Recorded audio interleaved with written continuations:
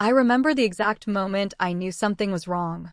It was a Tuesday morning in September 2021, and I was sitting at my kitchen table in San Diego, watching steam rise from my coffee cup. The taste was bitter, metallic, wrong. Claire had made it for me that morning, like she'd been doing for weeks. "Just trying to help, Dad," she'd said with that soft smile. But Marines don't believe in coincidence. We believe in patterns. And by the time I caught her on camera adding drops from that amber vial into my cup, I'd already mapped out every move of my counterattack. She thought she was poisoning a confused old man. She didn't know she was walking into a trap set by a master sergeant who'd spent 40 years studying how to win without firing a shot. Let me tell you how I caught her and what I did about it. Jack Mallory woke at 0600 every morning, just like he had for the past 54 years. The alarm wasn't necessary anymore. His body knew the rhythm, the discipline embedded so deep in his bones that sleep released him at the exact same moment each day, whether he wanted it to or not. At 72 years old, he still moved like a Marine, even if his knees complained about it now. His house sat in a quiet neighborhood 3 miles from the ocean, a small 2-bedroom bungalow with a detached garage he'd converted into a workshop. The walls inside were painted a neutral beige, the furniture practical and worn but clean. No photographs cluttered the surfaces. No decorative pillows. No throw blankets. Just the essentials: a couch, a television, a dining table with 2 chairs, and a coffee maker that sat on the kitchen counter like a faithful soldier. Jack's morning routine never varied. Feet on the floor. Shower. Shave. Dress in jeans and a plain t-shirt, usually gray or navy blue.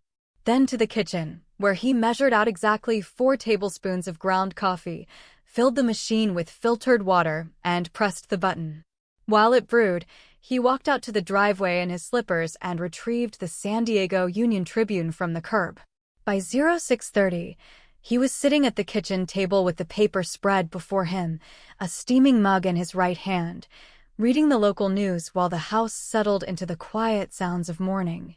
Traffic hummed in the distance. A neighbor's sprinkler system clicked on. Birds gathered in the eucalyptus tree in his backyard. This was peace. This was the order. His wife Margaret had died 6 years earlier, pancreatic cancer, quick and merciless. They'd been married 43 years. After the funeral, after the ceremonies and the condolence casseroles and the awkward conversations with people who didn't know what to say, Jack had settled into this routine. It wasn't loneliness exactly. It was simply the way he lived now. Structured. Quiet. Controlled. His son Evan called once a week, usually on Sunday afternoons. Evan was 45, a civil engineer with a good job and a nice house in La Jolla. He'd married Claire 8 years ago, and Jack had attended the wedding with Margaret, both of them smiling in the photos, both of them trying to like the woman their son had chosen. Claire was 41, attractive in a careful way, always dressed well, always composed. She worked part-time as a yoga instructor and spent the rest of her days, as far as Jack could tell, managing Evan's life and their home. She spoke softly, smiled often, and called Jack Dad in a tone that always sounded slightly off to him, like someone reading lines from a script. But that was fine. Jack didn't need to be close to his daughter-in-law. He just needed his son to be happy. And Evan seemed happy. So Jack kept his observations to himself. That changed in September of 2021. It started small. Claire began calling more often, checking in, asking if Jack needed anything from the grocery store. At first, he declined politely. He was perfectly capable of driving to the store himself, of managing his own household. But Claire persisted, gentle and insistent. "It's on my way, Dad. I'm already going. It's no trouble at all." Eventually, Jack relented. It seemed easier than arguing.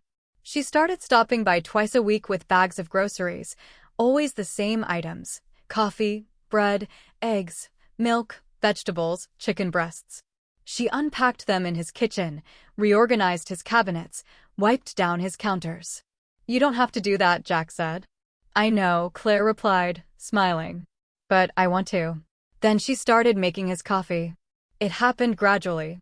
She'd arrive in the morning, let herself in with the spare key Evan had given her, and by the time Jack came out of the shower, there was a fresh pot brewing.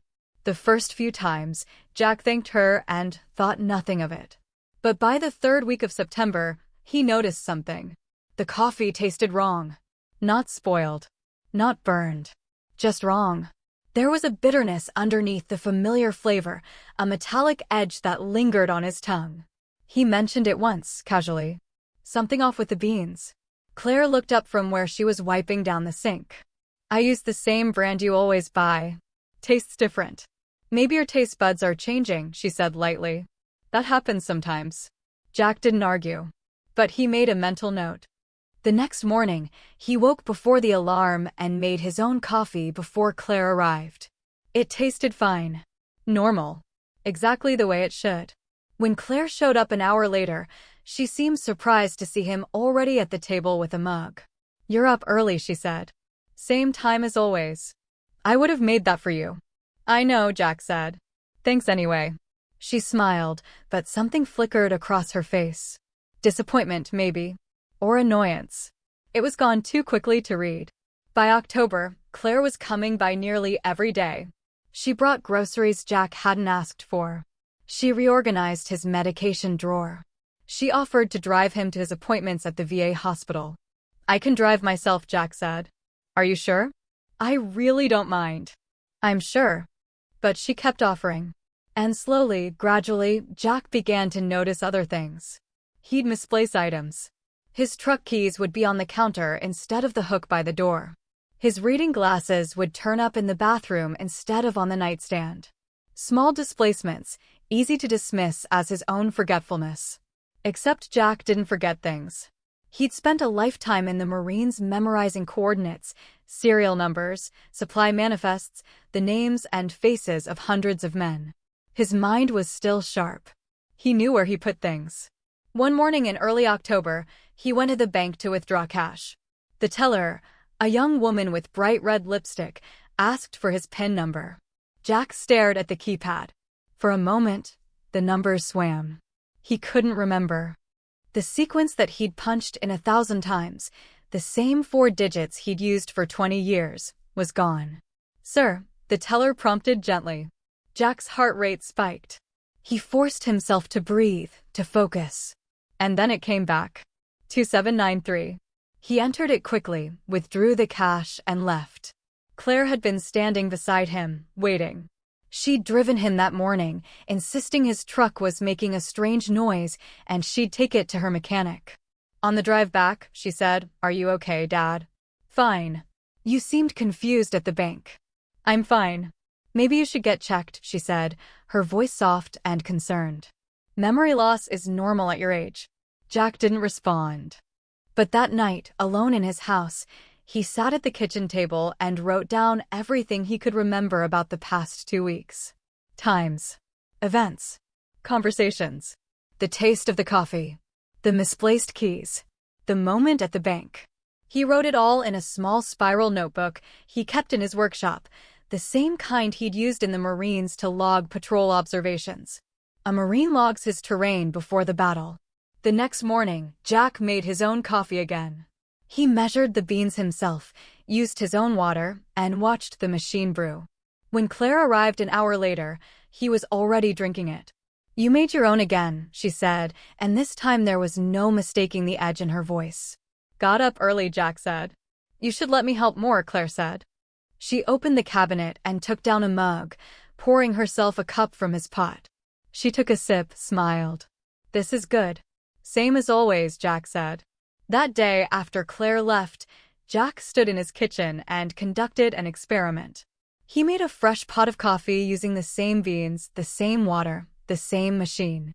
He poured himself a cup and tasted it. Normal. Clean. No bitterness.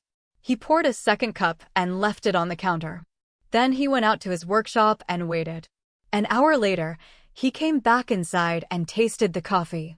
It had gone cold, but the flavor was unchanged.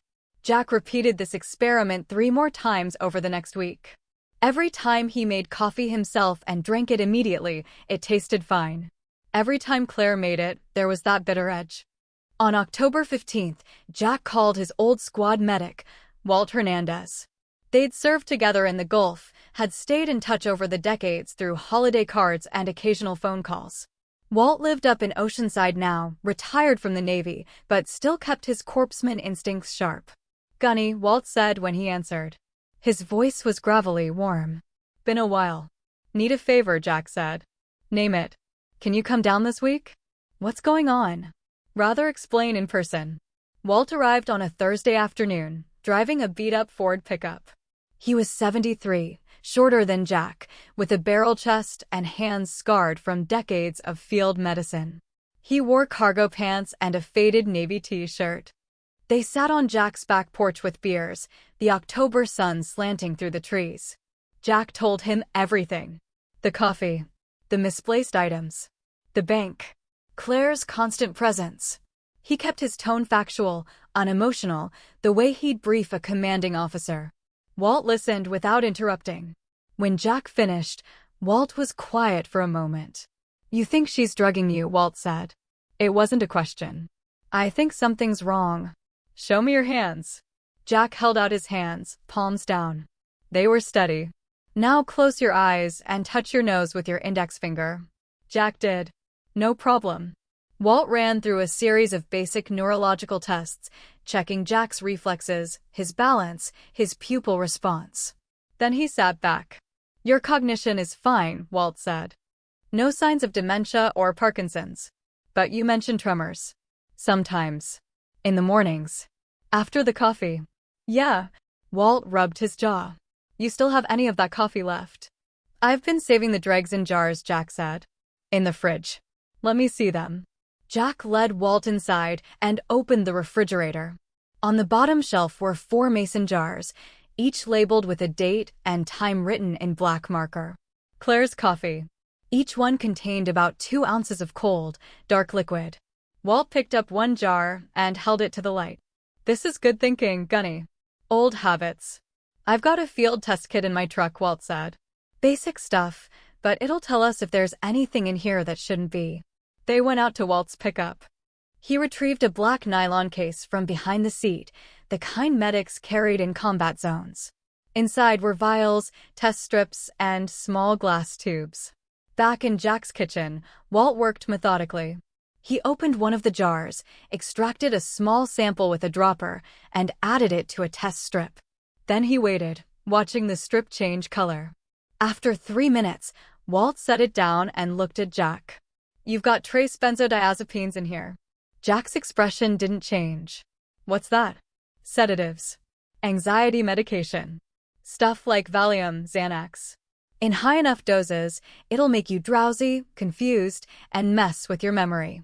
"I don't take any of that." "I know," Walt said. "Which means someone's giving it to you." Jack nodded slowly. "Can you test the other jars?" Walt tested all 4. 3 came back positive for benzodiazepines. One was clean, the one from the morning Jack had made his own coffee before Claire arrived, and she'd insisted on making him a fresh cup, which he'd saved instead of drinking. "This is serious," Gunny, Walt said. "This is a crime." "I know. What do you want to do?" Jack looked at the jars lined up on his counter. "Evidence. Proof. Documentation. I want to be sure," he said. "Before I accuse anyone, I want to be absolutely sure." "What do you need from me?" "Help me document this." "Chain of custody. Timestamps. By the book." Walt nodded. "Like we're building a case." "Exactly like that." They spent the rest of the afternoon establishing a protocol. Walt would come by once a week to collect samples. Jack would keep a detailed log of every interaction with Claire, every cup of coffee, every symptom. They would store duplicates of everything at Walt's house in case Jack's records were tampered with. "One more thing," Jack said. "I need a camera." "Where?" Jack pointed at the kitchen clock on the wall above the counter. "Right there. Hidden. I need to record when I'm not home." "I can do that," Walt said. "I'll bring something next week." Before Walt left, Jack walked him out to his truck. The sun was setting, the street quiet and bathed in golden light. "You think it's really her?" Walt asked quietly. "I think I need to know for sure," Jack said. "And I think I need to prove it to myself before I can prove it to anyone else." "And if it is her?" Jack's face was unreadable, carved from stone. Then we'll handle it. By the book. By the book, Jack confirmed. Walt drove away and Jack stood in his driveway for a moment, looking at his house. It looked the same as always. Quiet. Ordinary. Safe. But something had changed. The terrain had shifted. He went inside, locked the door, and added 5 more entries to his notebook. Over the next 2 weeks, Jack maintained his routine with military precision. He made his own coffee every morning before Claire arrived. He documented every visit, every conversation, every moment she was in his house.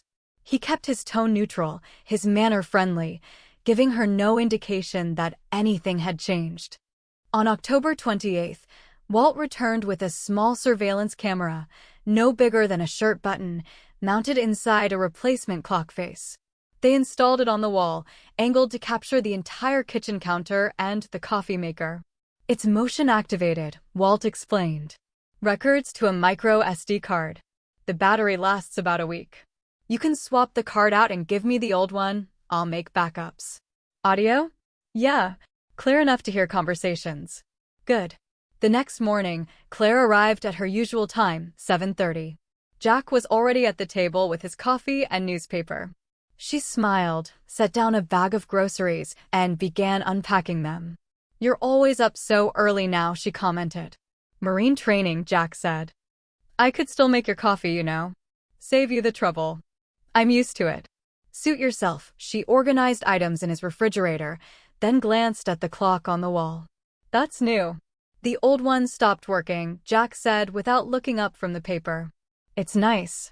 3 days later, Jack waited until Claire had left, then carefully removed the SD card from the clock and drove it to Walt's house. They sat at Walt's kitchen table and watched the footage on a laptop. The video was clear. High resolution. Timestamp in the corner. On the morning of October 30th, at 7:43, Claire entered Jack's kitchen. She glanced around, saw no one, and moved to the coffee maker. She opened a cabinet, removed a small amber vial from her purse, and added 3 drops to Jack's mug, which was sitting on the counter waiting to be filled. She did this quickly, efficiently, without hesitation. Then she poured the coffee, replaced the vial in her purse, and called out, "Coffee's ready, Dad." Jack appeared from the hallway, smiled, took the mug, and thanked her. On screen, Claire watched him take the first sip. Walt paused the video. Neither man spoke for a long moment.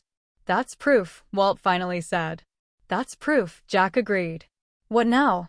Jack stared at the frozen image on the screen, Claire's face, calm and pleasant, watching him drink poison. Now we find out why, Jack said. And then we find out how far this goes. By the first week of November, Jack had expanded his investigation.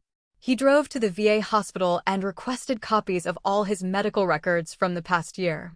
He visited his bank and obtained statements for his checking and savings accounts, going back 12 months. He called his insurance agent and verified the beneficiaries on his life insurance policy. Everything looked normal. No unusual withdrawals. No policy changes. Nothing obviously wrong. But then he checked his credit report. There was a small loan application from 6 months ago, $2,000, approved and dispersed. Jack had never applied for a loan. He called the bank immediately. That was completed in person, the bank officer told him. At our La Jolla branch. I've never been to that branch. The signature matches our records. Can I see it? They faxed him a copy of the application.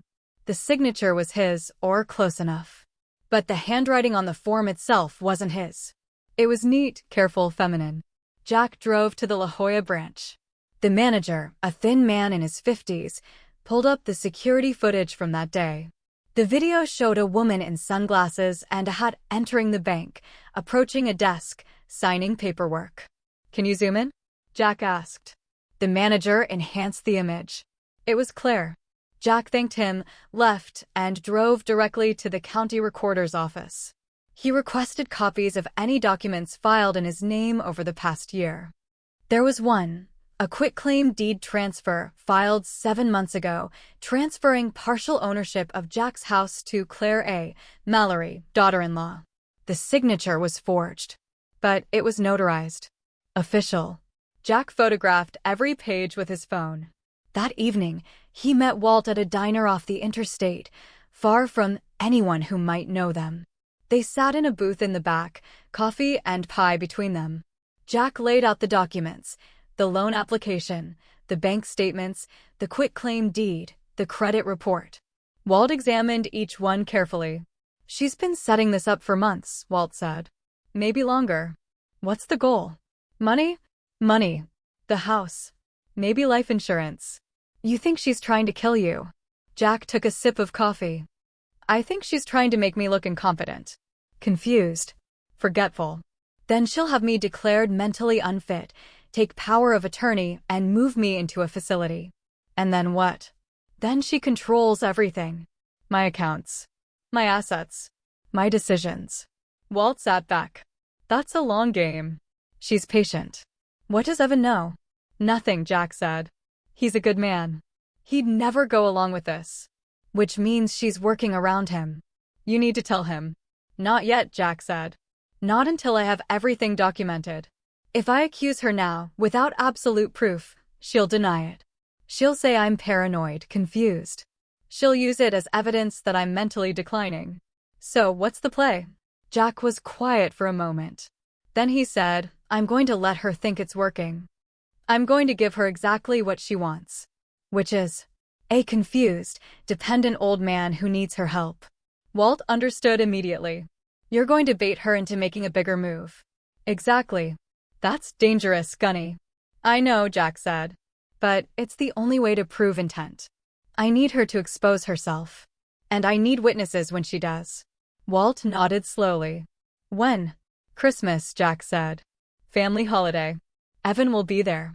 You'll be there. We'll document everything. And when she makes her move, we'll have her. That's 8 weeks away." "I know.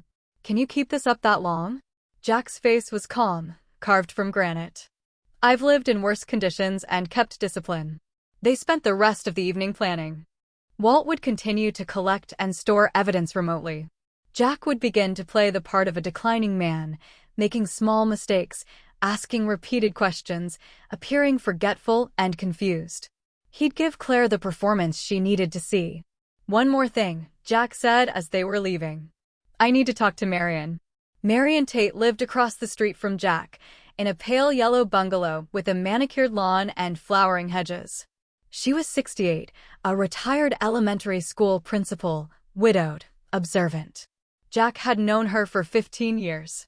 They waved to each other in the mornings, exchanged holiday cards, but rarely spoke beyond pleasantries. Jack knocked on her door the next afternoon. Marion answered wearing gardening gloves and a wide-brimmed hat. "Jack," she said, surprised. "Everything okay? Can I talk to you for a few minutes?" "Of course. Come in." They sat in her living room, which was filled with bookshelves and framed photographs of grandchildren. Marion made tea, and Jack told her a carefully edited version of what was happening. "I need someone to keep track of who comes and goes," Jack said. "Times, dates, vehicles, just in case." Marion listened carefully, her teacher's instinct assessing him for truth. "You think your daughter-in-law is stealing from you?" "I think something's not right," Jack said. "And I need documentation." "Why not go to the police now?" "Because I don't have enough proof yet. But I will." Marion studied him for a moment. Then she stood, walked to a desk in the corner, and returned with a spiral notebook. "I've been keeping track already," she said. Jack looked at the notebook. It was filled with entries in neat handwriting, organized by date. Each entry noted vehicles, arrival times, departure times. "I noticed she was coming around a lot," Marion said. "More than seemed normal. And you started looking tired, thinner." "I wasn't sure if I should say something." "This is perfect," Jack said. "Will you keep doing this?" "Of course." "And can you hold copies of some documents for me? In case something happens." "What kind of documents?" "Evidence," Jack said simply. Marion nodded. "I taught middle school for 35 years, Jack. I know when someone's being bullied. And I know how to document it." Jack gave her manila envelope containing copies of everything: the bank records, the forged deed, the loan application, the test results from Walt's field kit, screenshots from the video footage. "If anything happens to me," Jack said, "or if I suddenly end up in a hospital or a care facility, you give these to the police. You tell them I was being drugged." "I will." "Thank you, Marion." As he was leaving, Marion touched his arm. "Be careful, Jack." "I'm always careful." November passed in a slow, deliberate progression. Jack played his part perfectly. He forgot appointments, which Claire was quick to reschedule for him. He misplaced items, which Claire helpfully found. He repeated questions, which Claire answered patiently, with a tone that was 1 part concern and 2 parts condescension. "We talked about this yesterday, Dad. Did we? Don't you remember?" "I guess not." Each interaction was recorded. Each conversation is documented. Jack kept a log in his workshop, hidden inside a toolbox, noting every detail. He also began to notice patterns in Claire's behavior. She was more talkative when Evan wasn't around. More familiar. She'd sit at his kitchen table after delivering groceries and talk about their plans, her plans, in a way that suggested Jack would not be part of them. "Evan and I are thinking about buying a bigger house," she said one afternoon. "Something with a guest room." "That's nice," Jack said. "We'll need more space when you move in with us." Jack looked up from his newspaper. "I'm not moving in with you." "Well, eventually," Claire said lightly. "When you can't manage on your own anymore." "I can manage fine." "Of course you can," she said, in the tone people use with children. "For now." Jack let it go. But he wrote it down. On November 20th, Jack went to see his lawyer, a man named David Park who'd handled Margaret's estate and Jack's will. They met at David's office in downtown San Diego, a small suite with law books lining the walls. "I need to review my estate plan," Jack said. They went over everything. Jack's will left everything to Evan. There was no mention of Claire as a beneficiary. The house was solely in Jack's name. His life insurance, a modest policy from the VA, named Evan as primary beneficiary. "Has anyone contacted you about changing any of this?" Jack asked. "No," David said. "Why?" "Just checking." "Jack, is something wrong?" "Just being thorough." David studied him with the careful attention of a lawyer who'd known his client for 20 years. "If you're concerned about something, we can add additional protections. A trust. Healthcare directives. Power of attorney specifications." "Not yet," Jack said. "But I might need to do that soon." "Just say the word." Before leaving, Jack asked for copies of everything. David printed out a complete set of his estate documents, which Jack took directly to Marion's house and added to the envelope. By the first week of December, Jack had assembled a comprehensive file. He had video evidence of Claire drugging his coffee.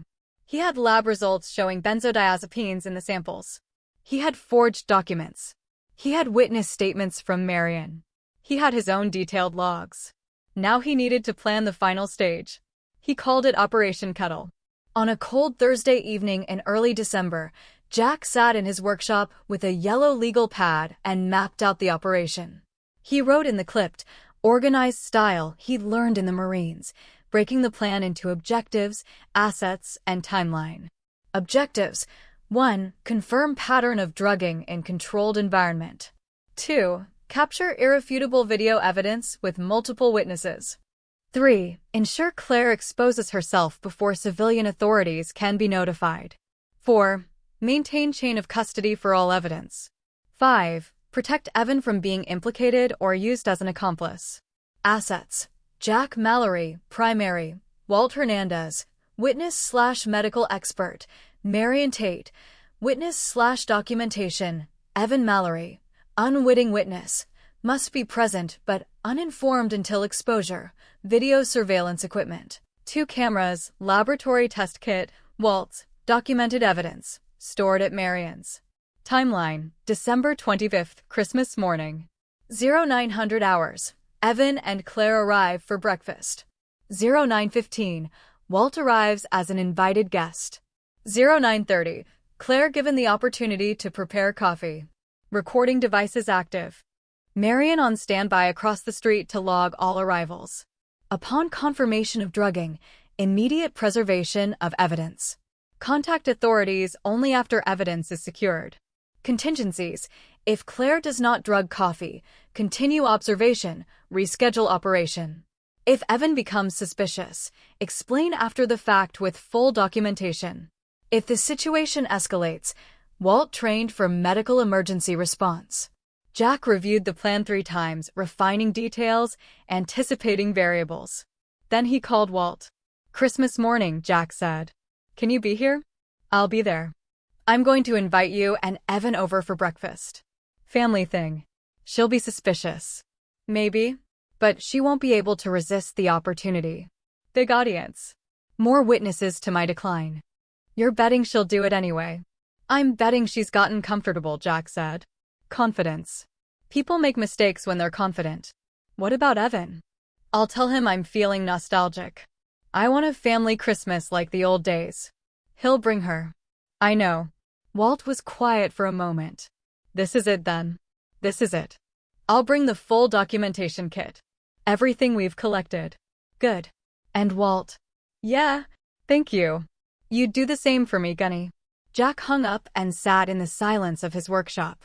Around him were the tools of a lifetime: drill press, table saw, hand tools organized on pegboards, coffee cans full of nails, and screws sorted by size. Everything in its place. Everything ordered. He thought about Margaret. About what she would say if she were here. She'd tell him to be careful. To be thorough. To do it right. He intended to do exactly that. The next morning, Jack called Evan. "Hey, Dad," Evan said. He sounded distracted, probably at work. "You busy on Christmas morning?" "We were planning to do presents at home, then come by later in the day." "Come for breakfast instead," Jack said. "I'll cook." "You don't have to do that." "I want to. Been a while since we had a family Christmas." Evan hesitated. "You sure? Claire can bring something. Just yourselves. 8:30 or so." "Okay, Dad. That sounds nice." After Evan agreed, Jack called Walt and confirmed. Then he walked across the street to Marion's house and explained the plan. "You won't be inside," Jack said. "But I need you to watch.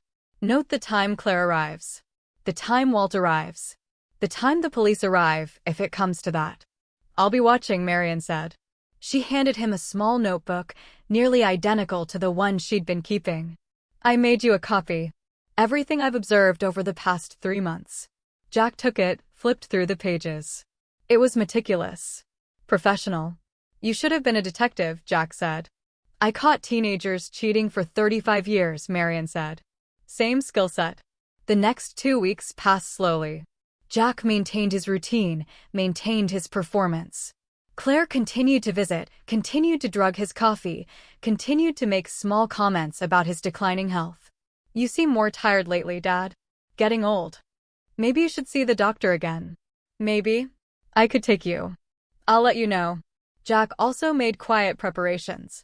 He tested the surveillance cameras, ensured the batteries were fresh. He cleaned his kitchen meticulously, removing any potential contamination that could compromise evidence. He purchased new coffee mugs, still in packaging, that would serve as clean vessels. On December 23rd, Walt called. "You ready for this?" "Ready. Any second thoughts?" "None." "Good. I'll be there at 9:15. That gives her 15 minutes alone with you before I arrive." "Perfect." "Jack." "Yeah. However this goes, you did the right thing." Christmas morning arrived with gray skies and a cool wind from the ocean. Jack woke at 0600, as always. He showered, dressed in khaki pants and a button-down shirt. He made his own coffee, drank 2 cups, and ate toast with peanut butter. At 0700, he walked across the street to Marion's house and knocked softly. She answered in a bathrobe. "It's today. It's today. I'll be watching." Jack returned home and prepared the kitchen. He set out plates, silverware, napkins. He placed 3 clean mugs on the counter, still in their packaging. He positioned the surveillance equipment, double-checked the angles. The clock camera covered the counter and coffee maker. A second camera, hidden in a vent above the refrigerator, captured a wider angle of the entire kitchen. Both were recording. Both were also streaming to Walt's tablet via a secure wireless connection. At 0825, Jack heard a car in the driveway. He looked out the window.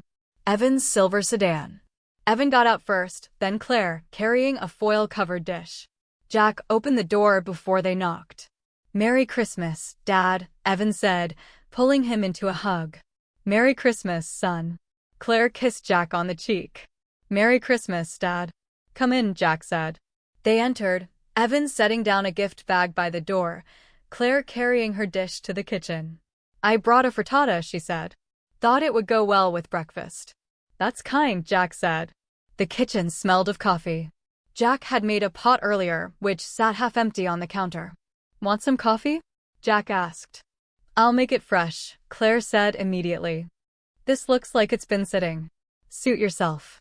Jack watched as Claire moved through his kitchen with practiced familiarity.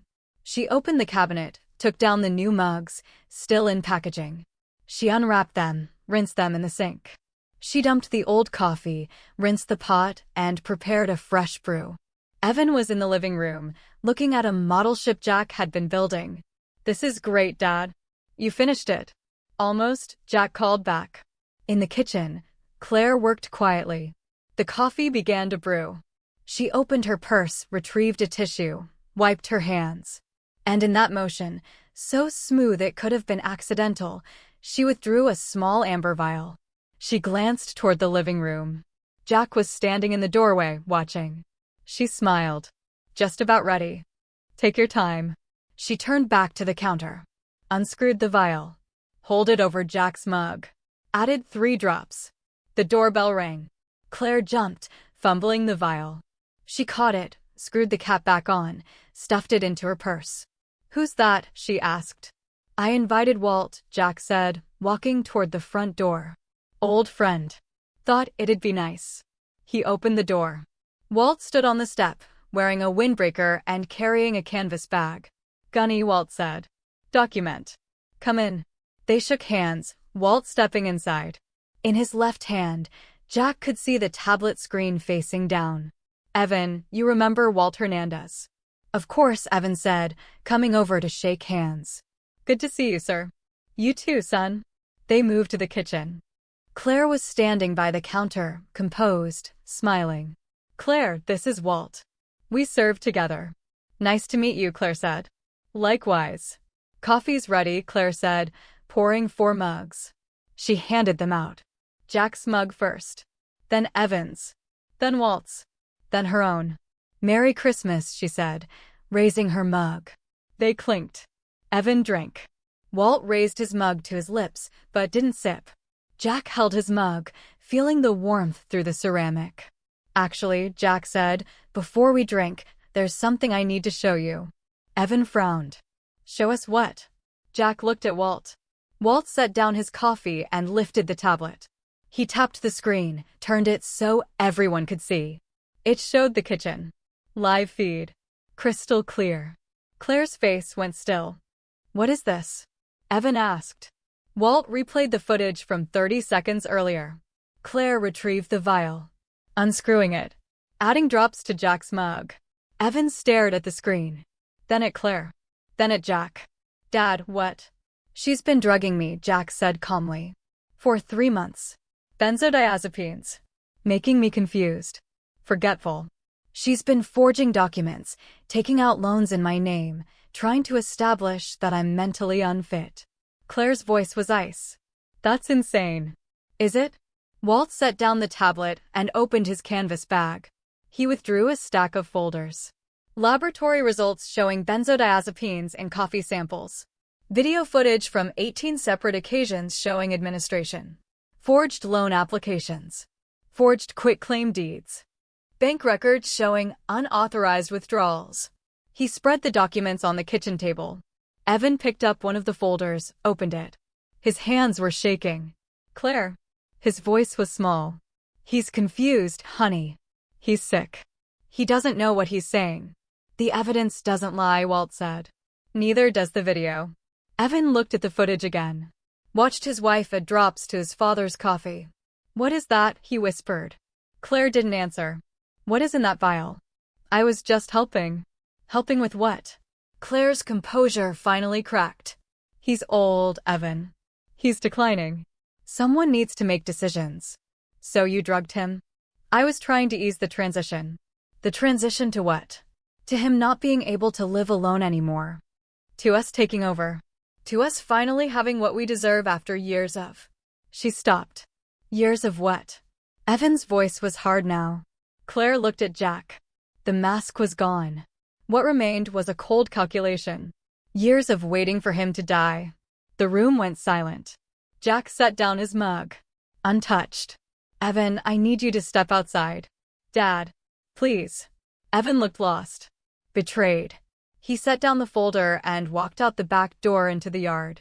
Jack turned to Claire. How long were you planning to do this? As long as it took. To do what? Kill me? Of course not, Claire said, but her tone was dismissive. Just to make you manageable. Compliant. You're sitting on $500,000 in equity and retirement savings, and you're wasting it living like a monk. So you were going to have me declared incompetent. It would have been easier on everyone. Easier for you. I'm practical, Claire said. You're old. You're alone. This house is too big for one person. That money could be put to use. It's not your money. It will be eventually. I was just moving things along. Walt had his phone out, recording every word. You're filming this? Claire asked. Yes, ma'am. That's not legal.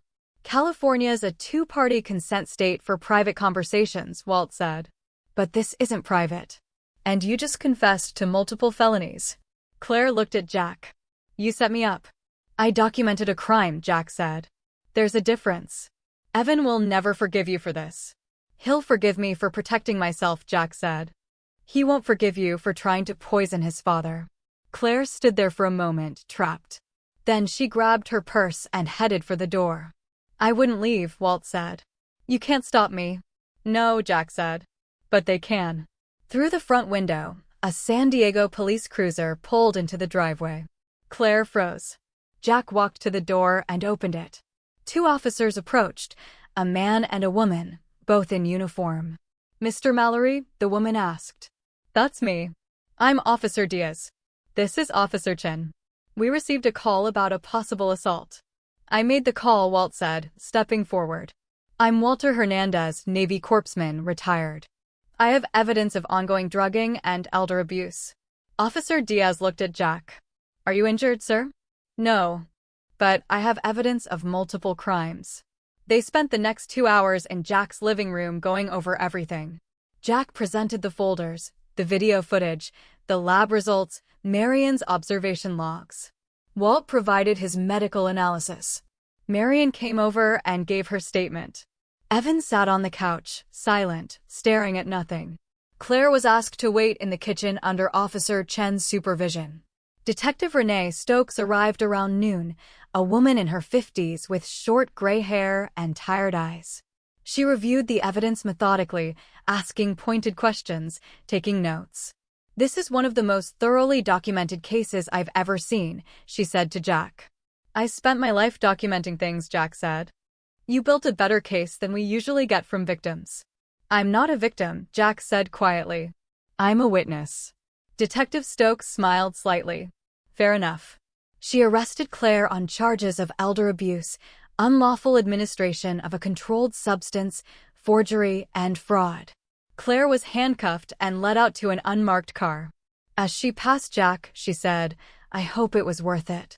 It was, Jack said. After they left, Evan finally spoke. I didn't know, he said. I swear, Dad, I didn't know. I know, son. How long has this been happening? Since September. And you didn't tell me. I needed proof first. And I needed to make sure you weren't involved. You thought I might be. I had to consider it. Evan put his head in his hands. I married a monster. You married someone who showed you a different face, Jack said. That's not your fault. I brought her into your life. She made her own choices. Walt handed Evan a bottle of water. Evan drank it mechanically. What happens now? Evan asked. Now the legal system takes over, Detective Stokes said. She'd stayed behind to finish paperwork. We'll file charges. There'll be a hearing. Likely a plea deal, given the evidence. And my marriage. That's up to you, she said gently. Evan looked at his father. I'm sorry, Dad. Nothing to apologize for. I should have seen it. She was careful. That was the point. Evan nodded slowly. Then he stood. I need some air. Take your time, Jack said. After Evan left, Detective Stokes packed up the evidence. We'll need you to come down and make an official statement. Both of you. Tomorrow? Jack asked. Tomorrow's fine. She handed Jack her card. If you think of anything else, call me. I will. And Mr. Mallory. Yes, you did good. Most people don't fight back. They just accept it. I'm not most people. No, she said, smiling. You're not. After everyone left, Jack and Walt sat on the back porch. The gray morning had given way to weak winter sunlight. You okay, Gunny? Walt asked. I'm fine. That was intense. It was necessary. Walt took a sip of water. What are you going to do now? Clean up. Move forward. And Evan. He'll come around. He's a good man. He'll do the right thing. They sat in silence for a while, watching birds move through the trees. You know, Walt said eventually most people would be angry. Or hurt. What's the point? Jack said. Anger doesn't solve problems. Discipline does. That's very Marine of you. It's the only way I know. Walt stood, stretched. I should get going. Leave you to rest. Thanks for being here. Always, Gunny. Always. After Walt left, Jack walked through his house. It felt different now. Lighter, somehow. He went to the kitchen and looked at the mugs still sitting on the counter, the coffee cold inside them. He poured them all down the drain. Then he cleaned the kitchen thoroughly, methodically, restoring order. By evening, the house was spotless. Jack made himself a simple dinner, grilled chicken, steamed vegetables, a glass of water. He ate at the kitchen table, reading the newspaper. His phone rang once. Evan. Just calling to check in, Evan said. I'm fine. Okay. I'll come by tomorrow. Sounds good. Dad? Yeah. I love you. I love you too, son. Jack hung up and finished his dinner. That night, he slept better than he had in months. The legal process unfolded over the next 4 months with bureaucratic slowness. Claire was released on bail and ordered to stay away from Jack and Evan. She hired a lawyer, a sharp woman in expensive suits who tried to argue diminished capacity and family stress. It didn't work. The evidence was overwhelming. The video footage alone was damning, but combined with the laboratory results, the forged documents, the witness statements, and Claire's recorded confession, there was no defense. In March of 2022, Claire accepted a plea deal. She pled guilty to felony elder abuse and fraud. The sentence was 3 years in state prison, followed by 5 years probation. Evan filed for divorce the same week. Jack testified at the sentencing hearing. He kept it brief, factual, and unemotional. The judge asked him if he had anything to say to Claire. Jack looked at her across the courtroom. She looked smaller now, worn down by 4 months of legal proceedings. I hope you find whatever it is you were looking for, Jack said. The judge gave Claire the full 3 years. Evan threw himself into work and therapy. He came by Jack's house every Sunday, and they'd sit on the porch and talk. Sometimes about the case. Sometimes about Margaret. Sometimes about nothing in particular. I keep wondering what I missed, Evan said one afternoon in April.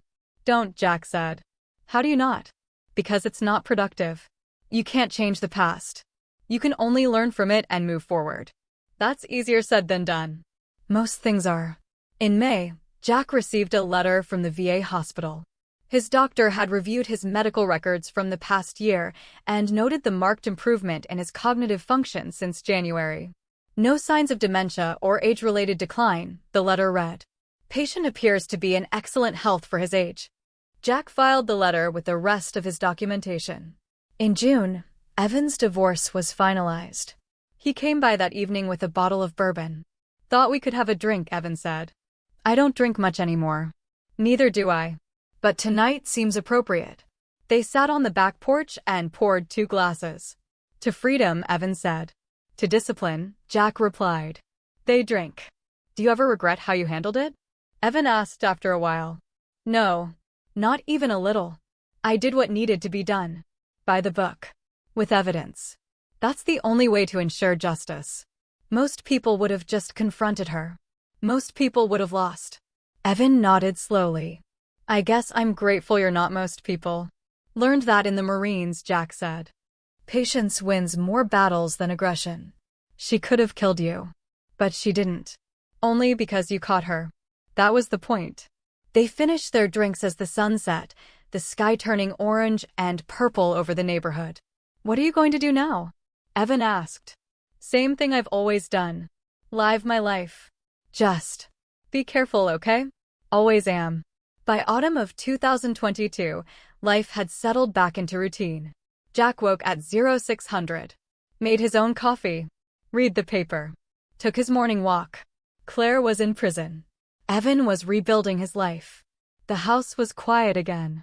One morning in October, exactly 1 year after Walt had first tested the coffee samples, Jack received a postcard in the mail.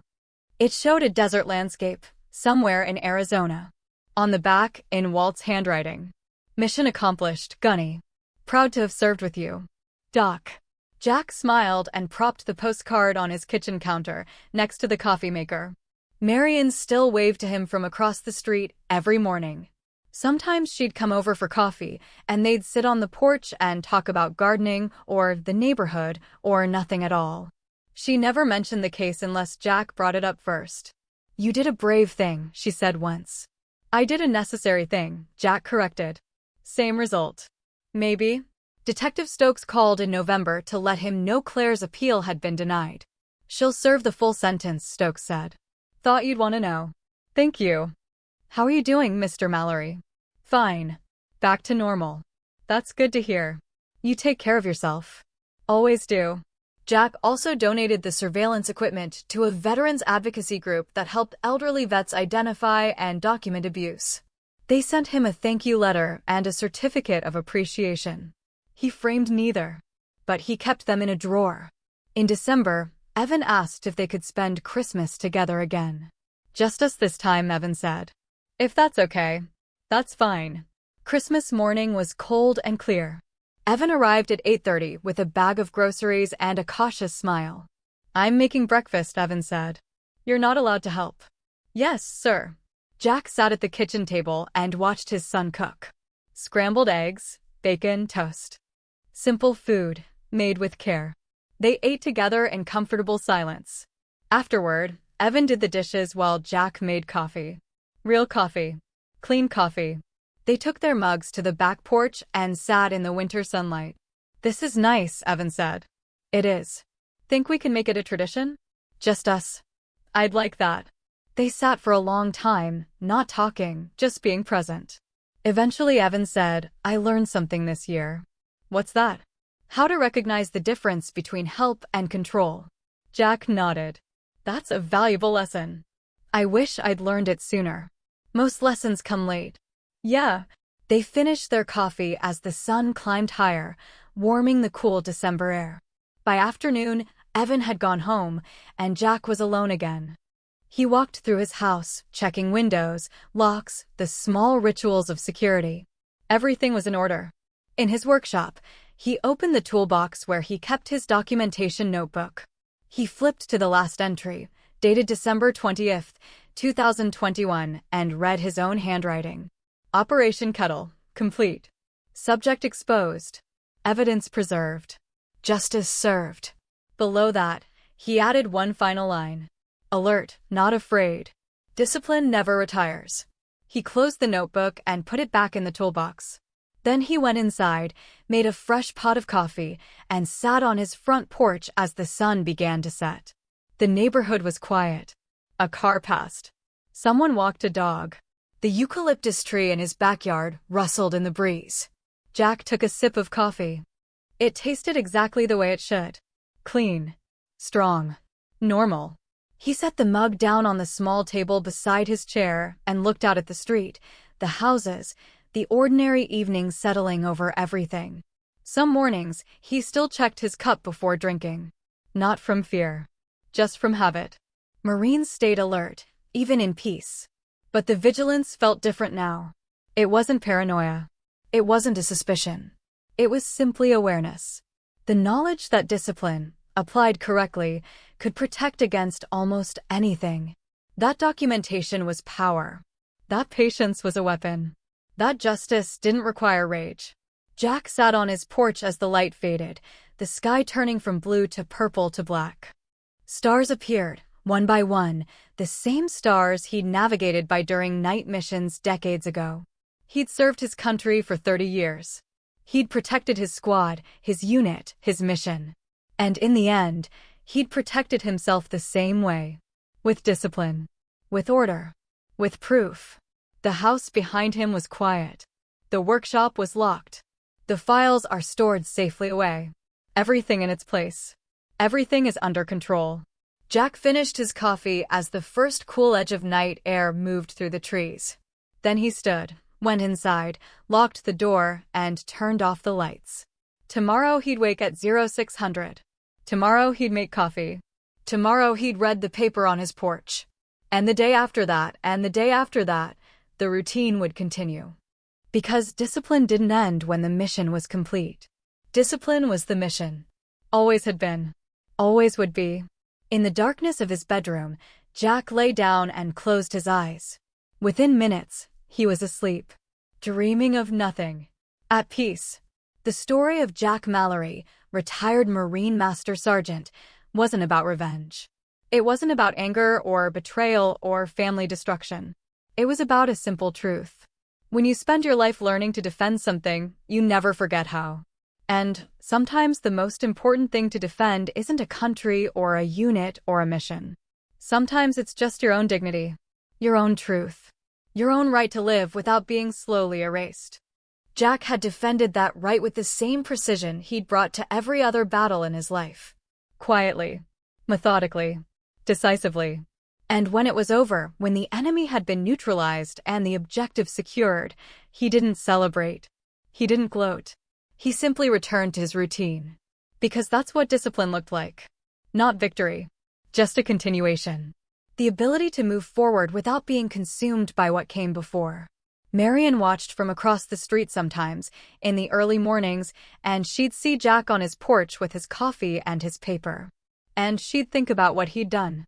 How he'd fought back. How he'd won. But if anyone ever asked her about it, she'd just say, Jack's a good neighbor. Because that was all that needed to be said. Walt Hernandez, up in Oceanside, would sometimes tell the story to other veterans at the VFW hall. Knew a gunny once who took down a threat using nothing but patience and paperwork. And the old soldiers would nod, understanding immediately. Because they knew what discipline looked like. They knew what real strength was. Not the loud kind. Not the violent kind. The quiet kind. The kind that outlasted everything else. Evan Mallory, driving home from work one evening in late January of 2023, would sometimes think about his father. About how he'd underestimated him. About how he'd assumed Jack was just a lonely old man, declining into confusion. About how wrong he'd been. His father wasn't declining.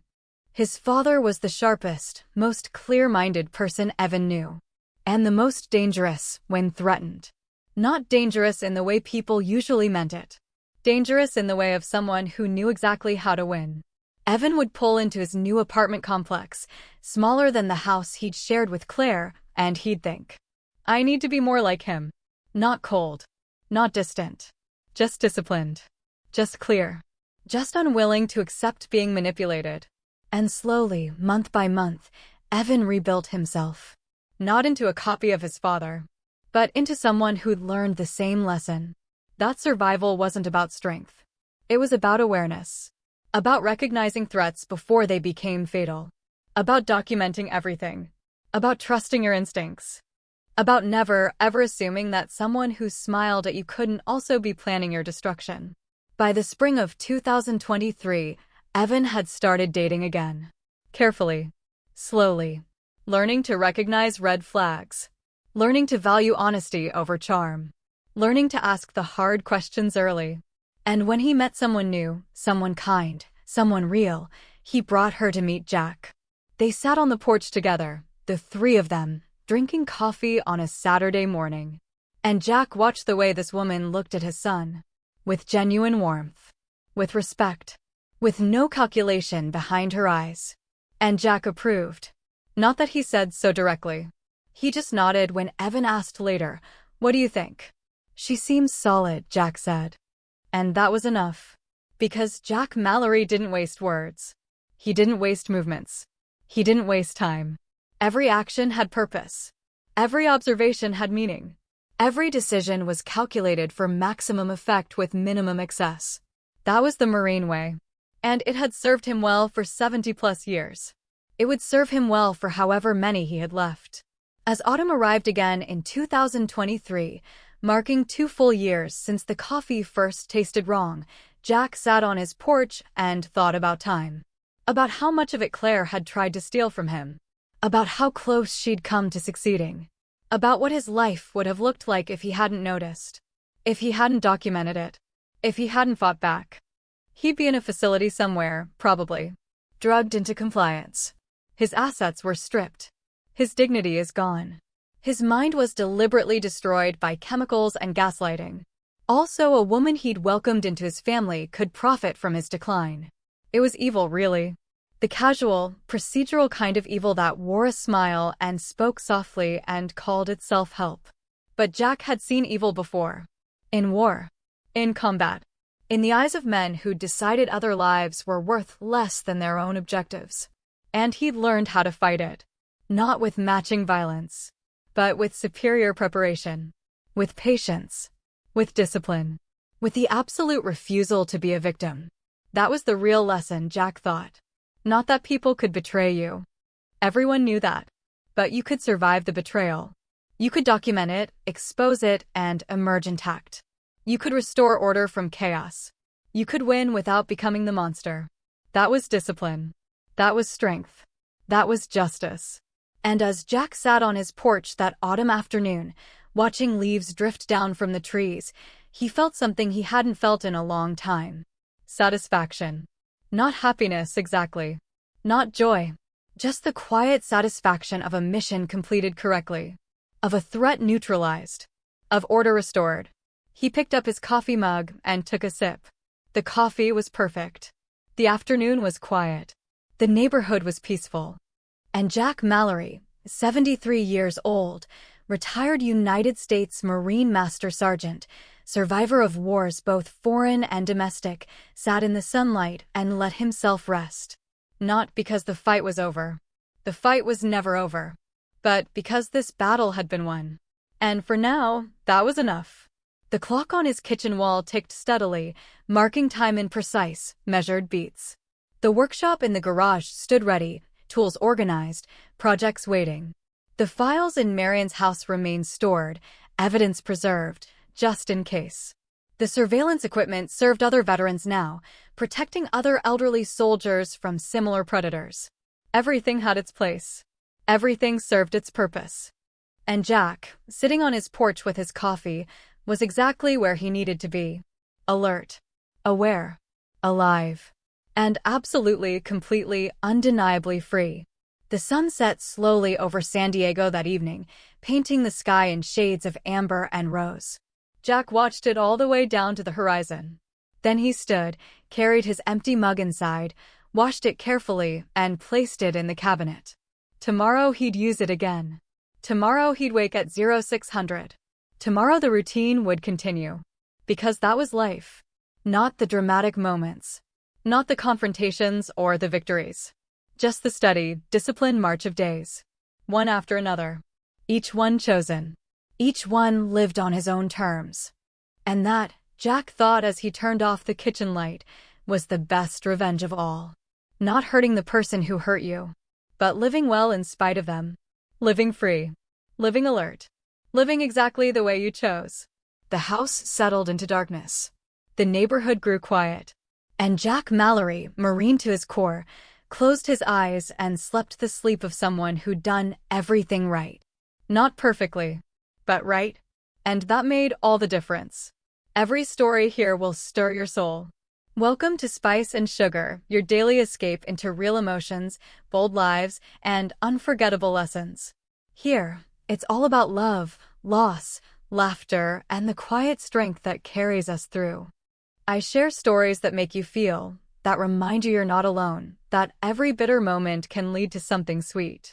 If you want to laugh, cry, and see life through stories that heal and inspire. Subscribe and stay a while.